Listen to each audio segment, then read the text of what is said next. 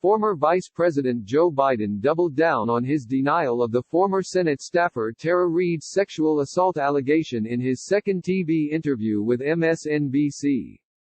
"It's not true," Biden told MSNBC's Al Sharpton in a pre-taped interview that aired Saturday on Politics Nation. "I'm saying unequivocally, it never happened. Period," Biden said during the interview, which was taped Friday evening. Biden largely repeated his denial from the Friday morning interview with MSNBC's Morning Joe, where host Mika Brzezinski grilled him about the assault allegation and whether Biden will open up his records to examine for potential evidence.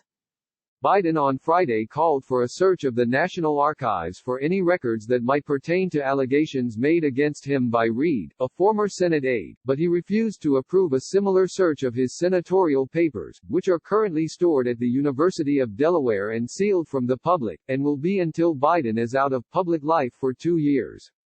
Biden said those records would not have personnel files. Complaint confusion, Biden calls on Senate Secretary to locate accuser records, amid uncertainty over location. But with some confusion over where the personnel records would be kept, Biden then called on the Secretary of the Senate to conduct a search. The Trump campaign panned Biden's inaugural interview Friday morning as digging himself into a deeper hole. When asked by Sharpton whether he wanted to respond to the Trump campaign's critique, Biden passed. "I don't want to respond to them," Biden said. But he took the opportunity to again deny the evolving story from Reade, who claims Biden pinned her against a wall in 1993, put his hand under her skirt and penetrated her with his fingers without her consent. Mainstream Dems push to move past Biden allegation in wake of denial.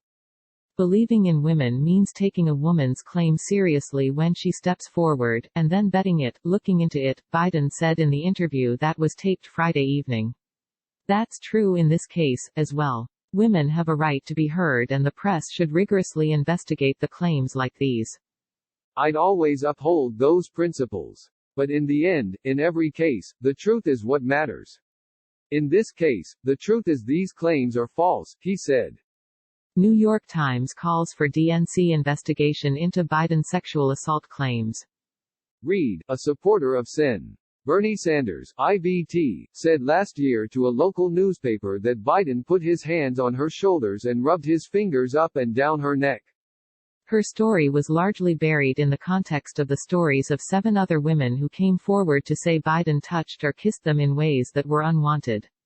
Biden responded at the time saying he'd be more respectful of people's personal space. Now, this year, Reade's account dramatically escalated and she claimed Biden assaulted her. She says she was fired from Biden's office after filing a complaint with the Senate.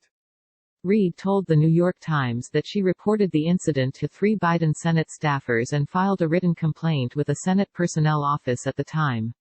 The 3 staffers denied ever hearing concerns from Reade. Neither Reade nor the Senate could produce a copy of any record of a formal complaint against Biden.